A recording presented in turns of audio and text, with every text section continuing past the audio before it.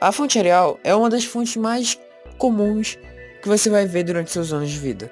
Talvez não tanto pela Roboto, Helvética, ou talvez até a fonte do YouTube, que eu sei que você passa o dia todo aqui. Eu gosto muito de história. Você até pode ver isso nas playlists do meu canal ou até dos meus vídeos. Então eu pensei assim, por que não fazer um vídeo sobre as fontes mais usadas ou saturadas de todos os tempos? Eu nem aguento mais ler o roteiro com fonte Arial.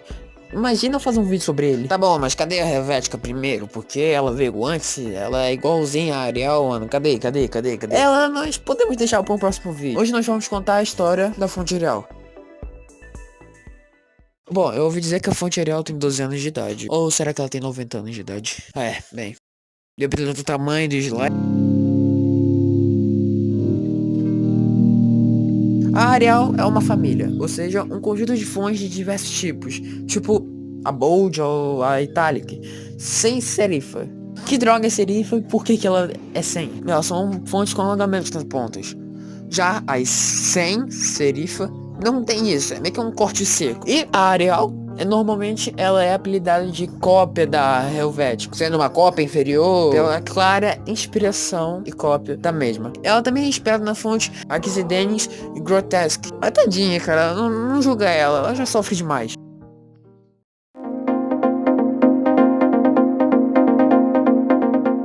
Well, a história dela é de uns anos atrás, hein? Ela foi encomendada pela IBM, que inclusive a fonte da IBM atualmente está no meu pack gratuito de fontes. Uau! Que eu ainda tô preparando, tô esperando chegar a 1000 fontes.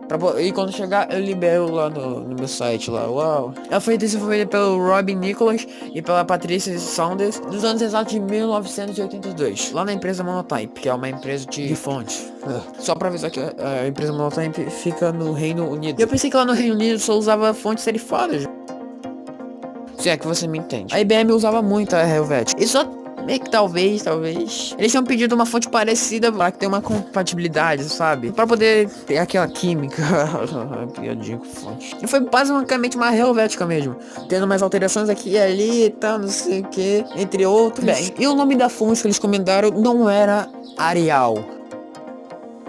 Ela se chamava Sonora Sun.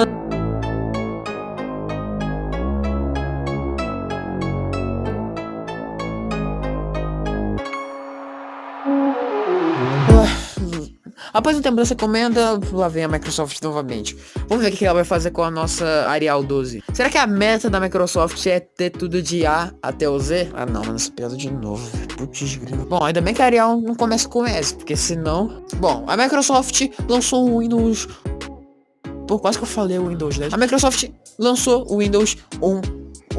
É literalmente eu tô acostumado a falar Windows 10. Lá em 1985. E ele já continha mais fontes instaladas em seu sistema. Porém, uma das fontes se chamava Health. Isso mesmo, só Health. Que claramente era a fonte helvética. E a Health também não era a única que estava assim. Nós também tivemos a TMS RMN da Times New Roman. Isso foi até na versão 3 do Windows. E sabe o que aconteceu? Exatamente. Claro que é mentira. Aconteceu que a Microsoft sofreu um processo por violar duas marcas. Que? Isso quer dizer que eu posso levar um processo por letrinhas? Eu vou fazer um vídeo explicando sobre fontes e licenças e tal. Então se você quiser ver. Continuando. Depois disso, ela tenta procurar uma fonte que substituísse a Helvetica e também evitar mais gastos com a Linotype. Exame para o novo lançamento da Microsoft, o Windows 3.1. Contando várias fontes também, mas em especial tendo a Arial. E é assim que a Arial ficou tão famosa, por ser conhecida como uma cópia, por substituir a Helvética, Helvética. A gente tem que começar a usar uma outra fonte sem ser a Arial. Quem for dizer, ai, usa a Helvética. Pô, mano. Eu acho que a Robô tem uma boa pedida.